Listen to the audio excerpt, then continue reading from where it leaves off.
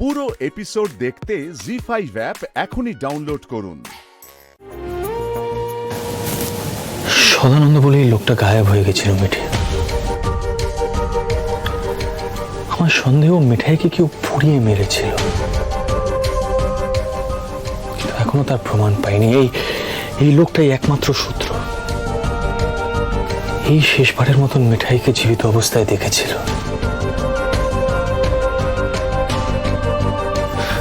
মিঠি, বলছি বস্তিতে এই লোকটা কোন বাড়িতে থাকে সেটা নোট করেছো? করেছি 5 নম্বর ঘর। হ্যাঁ, ওখানেই ঢুকে লক হয়ে গেছিল নিজে। 5 নম্বর ঘর। ওকে ইন্টারোগেট করতে হবে। Have to arrest this man.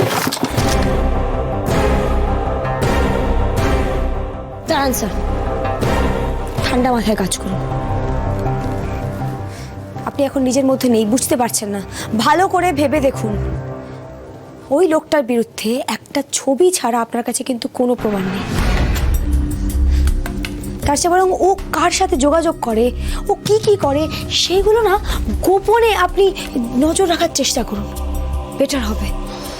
কারণ আমি শিওর ও যা করছে সেগুলো না কারোর কথাই করছে, নিজে থেকে না। একবার ভেবে দেখুন তো, এই ধরনের মানুষ কি নিজে থেকে কোনো খুন করে? আর কেনই বা করবে নিজে থেকে খুন? আর যদি ডায়মন্ড স্মাগলিং এর কেসটাও আপনি বলেন, তাহলেও আমি বলবো ও কারোর হয়ে কাজটা করছে, নিজে থেকে করছে না। কারণ আপনি বললেন না যে পুরো র্যাকেটটা অনেক বড়। স্যার, আপনি ভেবে দেখুন, আমি কি ভুল বলছি?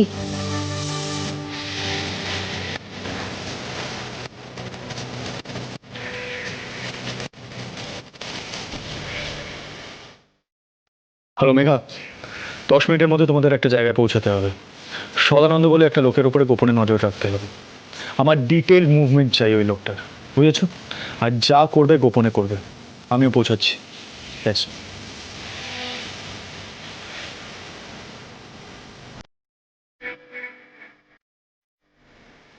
আমি বেরোচ্ছি, রাত্রিবেলা হয়তো ফিরতে পারবো না।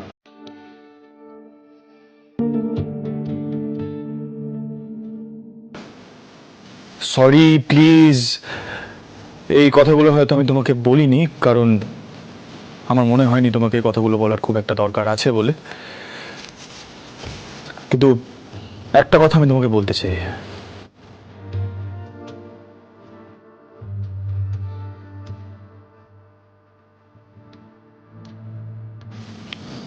Thank you. I have reason for that.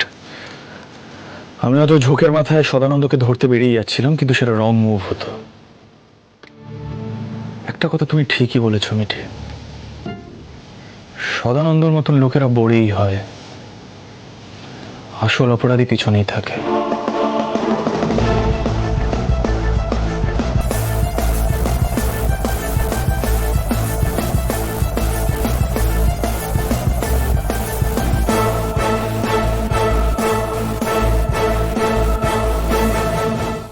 ZEE5 download করুন আর সব এপিসোড দেখুন একদম ফ্রি।